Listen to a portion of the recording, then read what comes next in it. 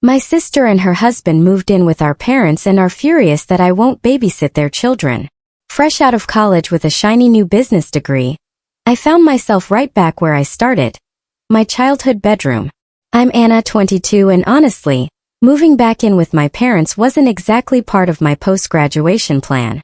But here I was. Thankfully, the job hunt didn't drag on.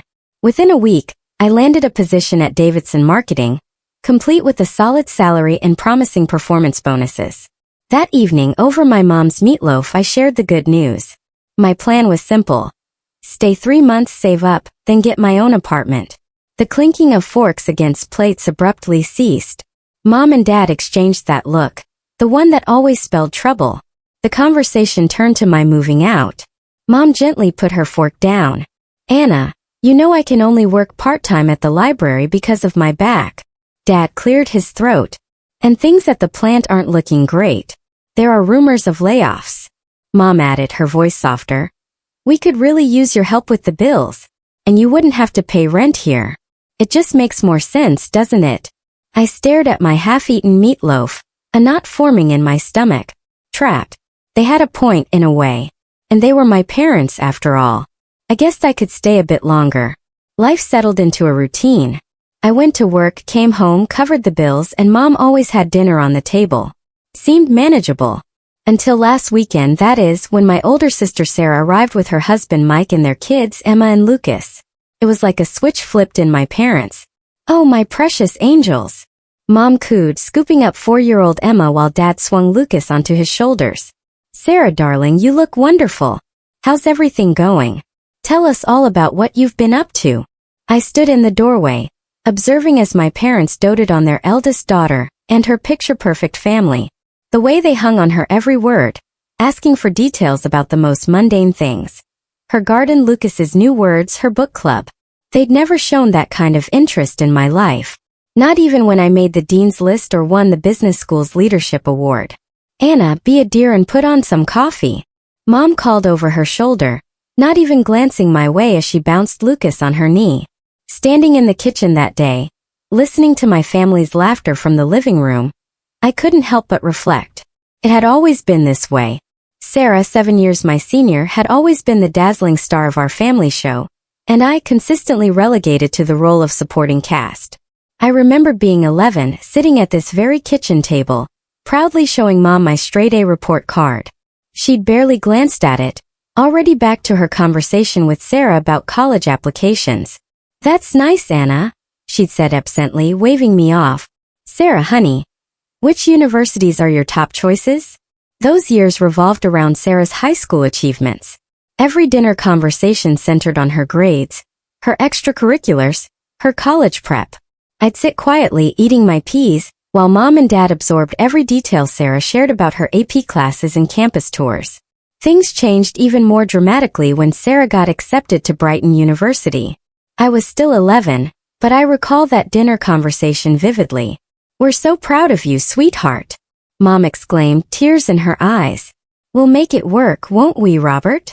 Dad nodded solemnly. We'll take out a student loan. Our Sarah deserves the best education possible. A week after Sarah left for college, they sat me down for a different kind of talk. Anna, Dad said, his voice serious, we need to tighten our belts for a while. The loan payments and Sarah's college expenses are significant. That's when my life really shifted.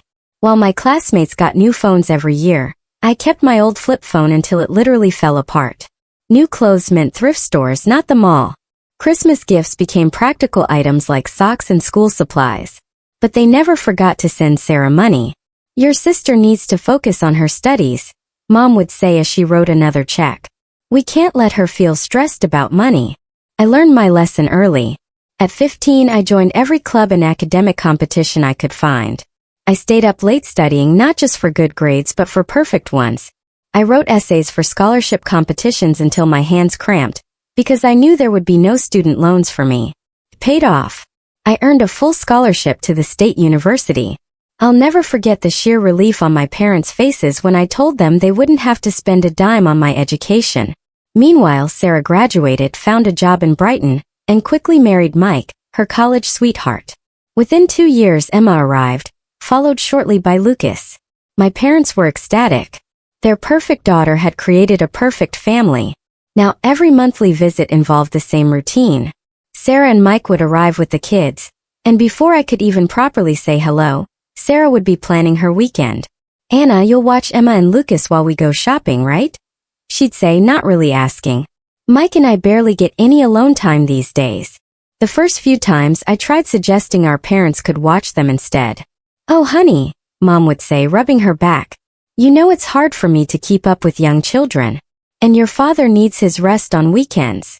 So there I was, spending yet another Saturday watching Frozen for the 100th time with Emma, while Lucas tried to color on my bedroom walls.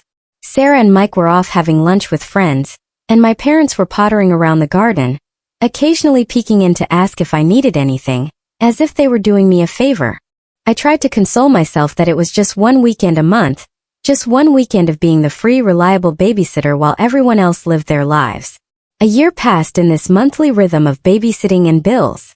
I had almost gotten used to it. Almost. Then came the phone call that would turn my already complicated life completely upside down. I was doing dishes after dinner when Mom's phone rang. From the kitchen I could hear her surprised. "Sarah?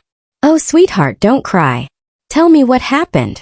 Through sobs, Sarah explained that Mike's company had gone bankrupt without warning. They couldn't afford their rent anymore and had no savings. Could we maybe stay with you for a while?" Sarah's voice was so loud through the phone I heard it clearly. "Of course you can," Mom exclaimed without a moment's hesitation. "We'll make room." My stomach dropped. I stepped forward, clearing my throat. If they're moving in, maybe this would be a good time for me to get my own apartment?" "You'd think I'd suggested burning down the house." Mom looked at me like I'd lost my mind. "Anna, don't be ridiculous. There's plenty of room for everyone." Dad said firmly, "We're family. We stick together during hard times." They arrived the following weekend with 3 cars full of belongings. I spent Saturday morning moving my things into what had been our storage room, the smallest bedroom in the house, barely big enough for a twin bed and a dresser. My old room, twice the size, became the kids' nursery because the children need space to play. Emma, now 5, and 3-year-old Lucas treated the entire house like their personal playground. They ran up and down the hallways screaming and laughing, while Sarah watched TV at full volume or had long, loud phone conversations with friends about how difficult this transition was for her. "Emma, Lucas, keep it down," I'd call out when they burst into my room for the 10th time, scattering my work papers everywhere. "They're just playing, Anna," Sarah would say dismissively, not even looking up from her phone. "Don't be such a grouch." After work, all I wanted was to relax in my room, maybe read a book or watch something on my laptop. Instead, I got to listen to Baby Shark, playing on repeat through the thin walls, punctuated by the constant thump of little feet running back and forth and Sarah's loud laughter at whatever show she was watching downstairs. Mike spent his days supposedly job hunting, but mostly I saw him sitting at the kitchen table, scrolling through his phone with a worried expression. "The job market's tough right now," he'd say whenever anyone asked, "but I'm sure something will come up soon." I lay in my tiny bed each night, staring at the ceiling, listening to the chaos that had become my home, wondering how I'd let myself get trapped. But every time I thought about bringing up moving out again, I remembered my parents' reaction and kept quiet. The first utility bill after Sarah's family moved in hit me like a punch to the gut. I stood in the kitchen, staring at numbers that were almost double what I usually paid. The water bill alone had skyrocketed, not to mention electricity and heating. Looking at my bank account, I realized my dreams of saving for my own place were quickly evaporating. That evening at dinner I decided to bring it up. "So about the utility bills," I started, pushing my peas around my plate. "They've doubled since last month. I can't keep covering all the bills by myself anymore. It's taking almost my entire salary." Sarah's fork clattered against her plate. "Are you seriously complaining about money right now? When Mike and I have lost everything?" "I'm not complaining. I just think we need to figure out a fair way." "How selfish you're being." Sarah's voice rose.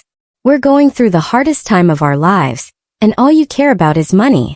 "Sarah's right, Anna." Mom jumped in. "Family helps family. That's what we do." Dad nodded solemnly. "Your sister and Mike need our support right now. This isn't the time to be counting pennies." I looked down at my plate, swallowing the words I really wanted to say. Fine, never mind. A week later, Mike finally got a job at an insurance company. It paid less than his previous position, but at least it was something. I thought maybe things would start getting better. I was wrong. It's so hard being alone with the kids all day. Sarah started complaining almost immediately. Mike leaves at 8 o'clock and doesn't get back until 6 o'clock. I never get a break. Then it started. Small requests at first. Anna, could you watch the kids for an hour while I run to the store? Anna, would you mind keeping an eye on them while I take a shower? Before I knew it, these small favors had snowballed into something much bigger. I'd come home from work to find Sarah already dressed up to go out. Oh good, you're home, she'd say, grabbing her purse. Mike and I are meeting friends for dinner. Emma and Lucas already had their snack, but they'll need dinner in an hour. We'll be back by 10 o'clock. Weekends became my personal nightmare. Sarah and Mike would casually announce their plans on Friday evening. A shopping trip, lunch with friends, a movie date, leaving me with the kids for hours. Mom and Dad conveniently started visiting relatives more often, usually disappearing right after Sarah and Mike left.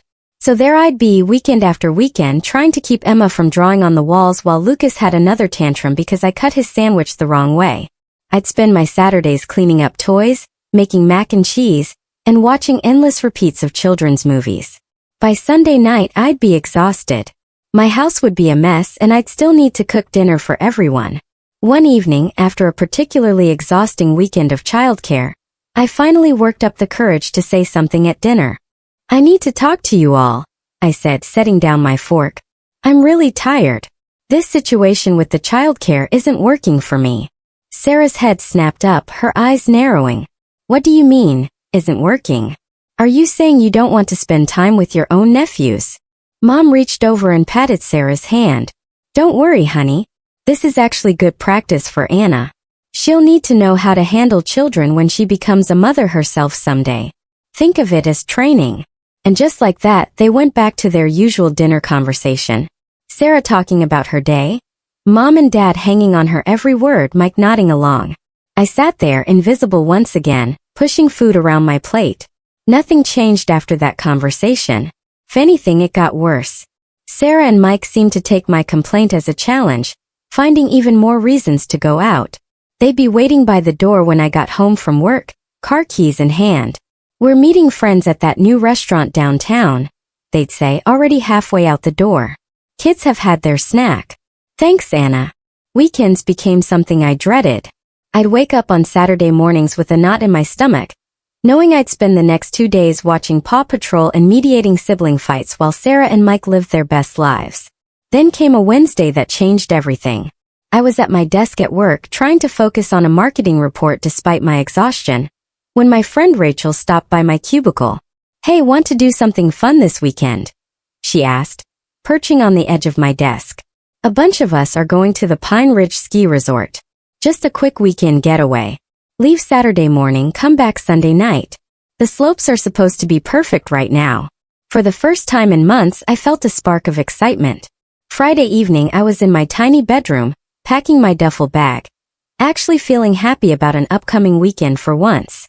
I had just folded my warmest sweater when Sarah appeared in my doorway. What are you doing?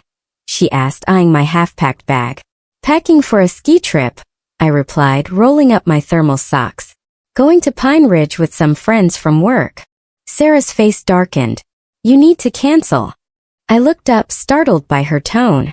What? Why would I do that? Because, she said, crossing her arms, Mike and I are going to Aunt Linda's 60th birthday party in Millbrook this weekend. Mom and Dad are coming too. You need to stay here with Emma and Lucas. I couldn't help but laugh. A genuine disbelieving laugh at the sheer audacity of it all. You're joking, right? I said, continuing to fold my ski pants. You can't seriously expect me to cancel my plans because you didn't bother to tell me about yours. Sarah's face turned scarlet. This isn't funny, Anna. You're being completely unreasonable. No, what's unreasonable is assuming I'll drop everything at a moment's notice to be your personal babysitter again. Sarah's mouth fell open. She stood there for a moment, sputtering, before turning on her heel and storming out of my room. Mom! Dad! Mike! I could hear her shouting down the hallway. You won't believe what Anna's doing. I kept packing, my hands shaking slightly with anger. The thundering of footsteps announced the arrival of the cavalry. My tiny room suddenly felt even smaller as Sarah, Mike, and my parents crowded in.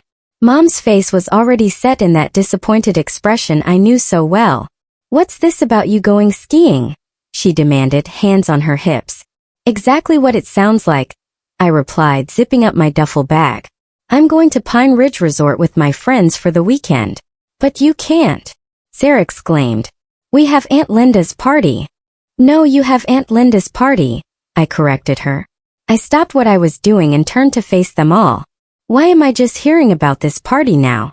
Why wasn't I included in any of the planning? Mom hesitated, looking uncomfortable for the first time. Sarah jumped in, her voice dripping with condescension. We all discussed it and decided this would work best for everyone. We go to the party. You watch the kids. It's the most logical arrangement. You all discussed it? I repeated slowly. Without me, and decided what I would be doing with my weekend? How convenient. Well, you can't exactly bring small children to a sophisticated party, Sarah sniffed. Aunt Linda specifically said, no kids. I shouldered my duffel bag. Sounds like a you problem. They're your kids, Sarah. Figure it out. What's that supposed to mean? Mike finally spoke up, frowning. It means exactly what it sounds like. I have plans. I'm going skiing. Your children are your responsibility, not mine. If you can't bring them to the party, either don't go or hire a babysitter. A babysitter? Sarah screeched. With what money? Again, not my problem. I turned to face them all, suddenly feeling stronger than I had in months, maybe years. Let me make this perfectly clear. I am going skiing tomorrow. I am done being your free, convenient babysitter. I'm done having my weekends hijacked, my plans ignored, and my life treated like it doesn't matter. If you need childcare, Sarah, that's your responsibility as a parent. Stop assuming I'll always be there to pick up your slack. The silence that followed was deafening. They all stared at me as if I'd suddenly started speaking in tongues. Sarah's mouth opened and closed like a fish out of water. Mom looked like she'd been slapped. Dad seemed to be trying to disappear into the doorframe. And Mike just stood there with that same confused expression he'd been wearing since his company went bankrupt. The moment of shocked silence didn't last long. Sarah's face crumpled, and she burst into theatrical sobs, covering her face with her hands. Mike muttered something that sounded distinctly like, ungrateful, under his breath.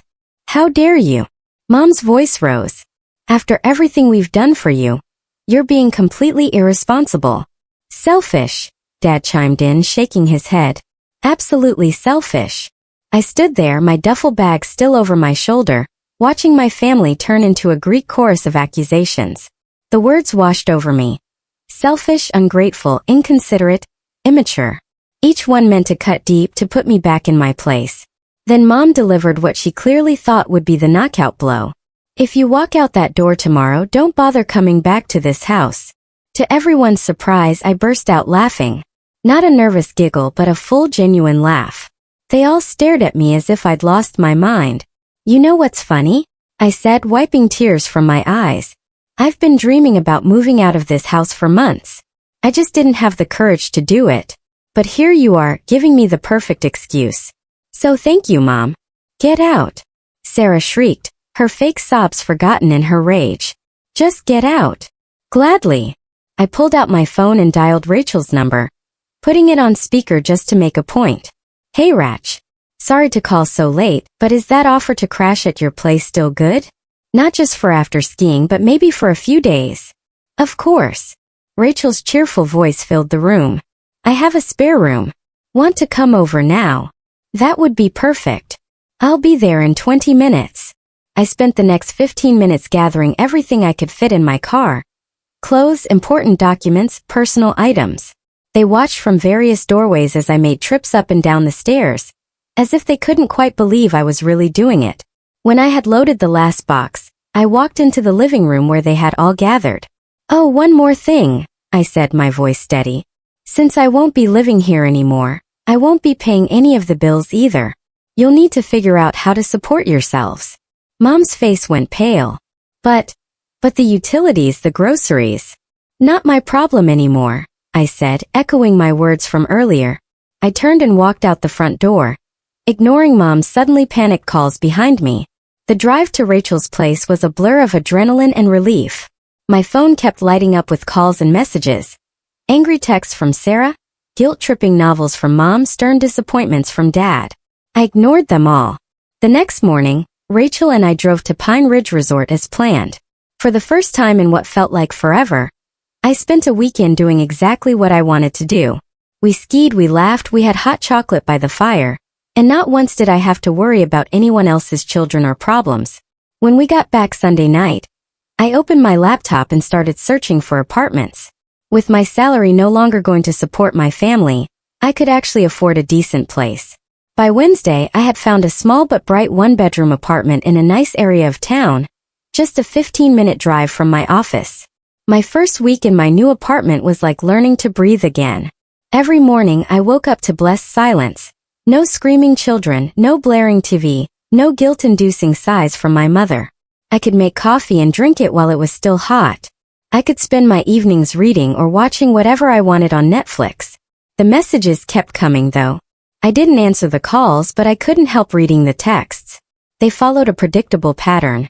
Mom, how could you abandon your family like this? We need you. Sarah, you're so selfish. The kids keep asking where Aunt Anna is. Dad, your mother is very upset. You need to make this right. The messages cycled between guilt trips and anger, accusations and pleas. I read them all but responded to none. My silence seemed to drive them even crazier. They weren't used to not having power over me.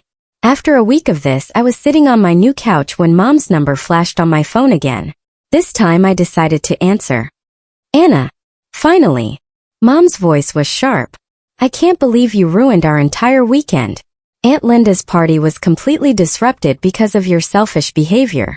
Sarah and Mike couldn't come because you refused to watch the children and... Stop. My voice was quiet but firm. Just stop. I'm done with this. Mom, I'm done being treated like a servant in my own home. I'm done being expected to sacrifice everything.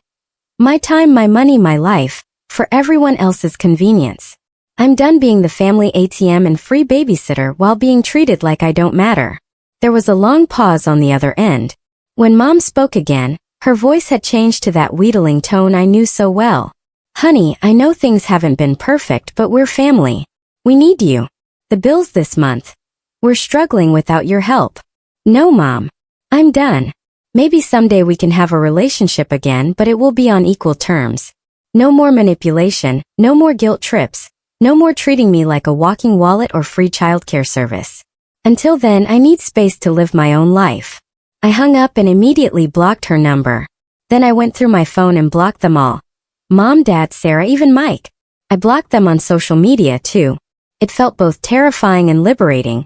Like cutting anchor lines I hadn't even realized were holding me down. Maybe someday I'll be ready to have my family back in my life. Maybe with enough time and distance we can build something new, something healthier, with boundaries and respect. Or maybe we won't. Either way, I'm done sacrificing my own happiness and well-being to meet their endless demands.